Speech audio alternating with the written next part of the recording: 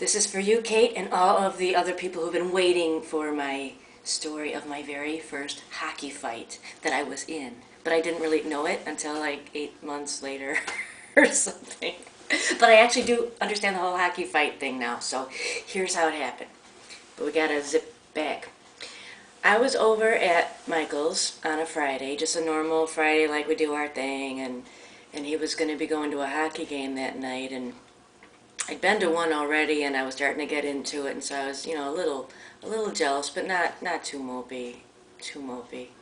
And so anyway, so our visit was going to be kind of cut short because he and his helper and his brother were going to go downtown and go see the game, and so we're having our dinner and everything's fine, and I get him to his condo and get him in the van, and I park in the front in the guest lot, and then he's in the parking garage, and so when he pulls out to leave, he heads out the back of the complex. So as he's pulling out, I come around to go get my car, and it's not there at all. And I realize my car has either been stolen or towed, and my cell phone is in it. And so and he's about to pull out onto the street, and I'm not from there. I'm going to be sunk. So I go running around the building, and I flag him down. My car is gone. He's, what? No, it's gone. It's really gone. Oh, okay. Well, let's figure out where it's gone. So he pulls around, and we get buzzed up into the condo, and we go to the condo association president's unit, and he's out of town, but his wife is there, and she said, "Oh, I just got in. I don't know anything about the towing company. I don't know who they are." Yada, da, da, da. And one thing leads to another. I go downstairs. I get the number off the sign there, and Michael's got to get downtown because traffic's going to be crazy, and so this woman isn't being particularly helpful, but I want him to go, and I'm thinking, well, if they're close, could she just? She wasn't doing anything. I thought, would she mind maybe taking me to go get the car? Oh yeah, no problem. And then as I'm leaving, she said, "Oh, well, maybe I really shouldn't have said that because it depends on how far away it is and stuff." And so turns out they towed it like 15 miles away or 20 miles away or something. It was a hike. And so I'm kind of stuck. And Michael says, "Well, come on, come to the game with us." Well, I don't have a ticket or anything. And all the games have been sold out. So I said, "You don't even know if I can get in. I'll get you in." I know a guy who knows a guy, right? So, and he says, and if I can't, you might have to sit in the van, but we'll take you after, and we'll get your thing. You can listen to the game in the Starship, right? Okay, so we're driving downtown, and we watch the game, and it's all good. And you have to understand too that when you go, I mean, I try to dress nicely in general. I'm out in the world, but when you go with Michael to a game, because you sit down from Mr. Rocky Wirtz and Hobnob, you have to dress kind of nicely. So his helper's in a suit, and his brother's in a suit, and Michael looks all nice, and I try to look pretty decent, and so we leave the hockey game, and now we're on the way to the tow truck place, and it's 11:30 by the time we get there, and it's the stereotypical little shack out in this industrial park way in the back, dark, just not a place that you really want to hang out necessarily. So we pull up, and I'm going to go in, and I just figure I'm going to go in, I'm going to pay my $150, get my car, and go home. Michael starts to wheel out of the van. He's going to go in with me. I thought, well, okay, so we go up, but this little shack thing there's no ramp, or, so I go in, and stairs are all akimbo, and I look, and there's the night tow truck guy. A couple of them, and I said, we have a man in a wheelchair here. Is there a way he can come in?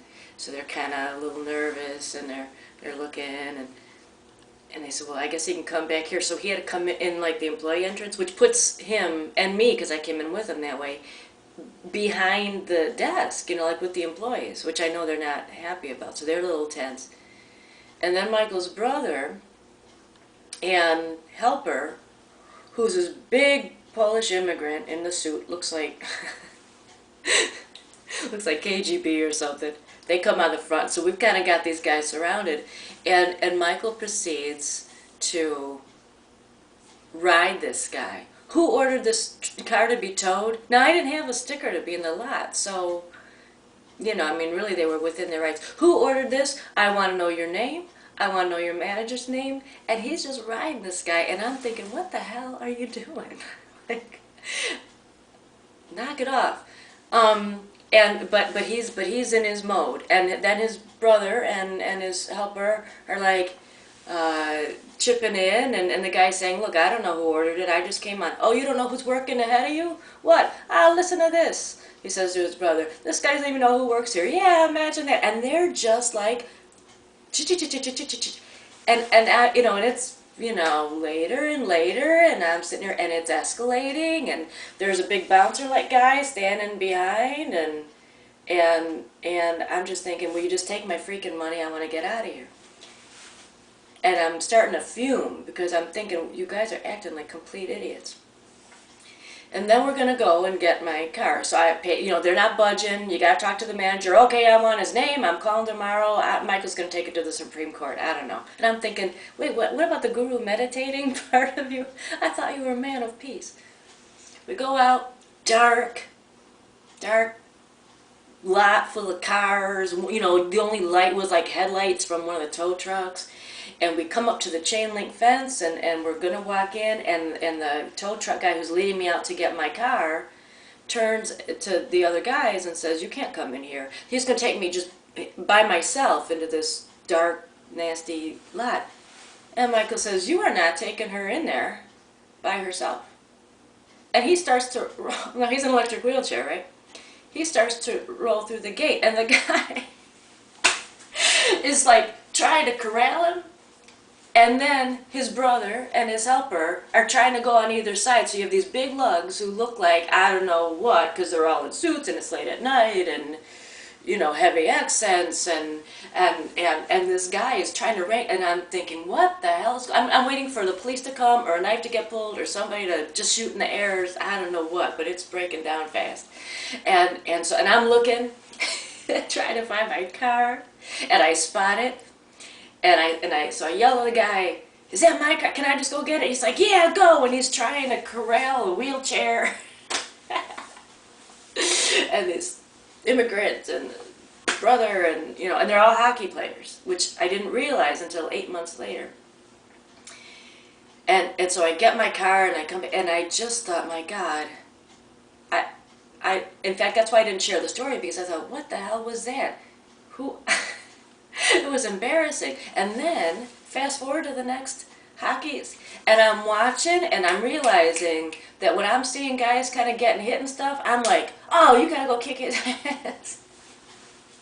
And I'm waiting for the fights, and then I hear Steve Conroy on Comcast going, yeah, like when the fight, it was a fight that broke out in another game, and he was talking about how important that is, and you step up, and you stand up for your guy, and if somebody's picking on somebody who's a little smaller, like, you know, Patrick Kane, or, you know, a skill player, Aaron, excuse me, like Mr. Sharpie, you know, that it's a responsibility of the rest of the team to come in and, like, squash that.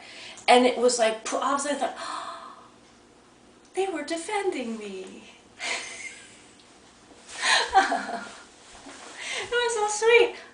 I hadn't really realized that I had a bunch of hockey players that were defending my honor. And then I felt like really girly. So now I love hockey players like so much, I can't stand it. So yeah, I called him up, called Michael up, and I'm like, oh, you guys were defending me because you're hockey players. And he's like, yeah? Like, I've never been a part of a team. I've never been defended ever in my life by a, I've been thrown out to the wolves. Oh, sorry about that. That's my coffee maker cleaning itself. But anyway, so it was really kind of cool.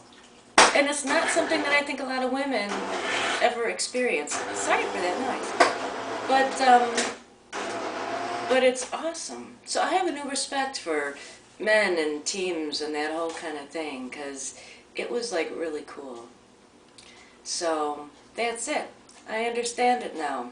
Sorry that women don't have that experience more, because it's really nice to feel. So, and it was kind of fun to be a girl for a day. That's my story, and I'm sticking to it.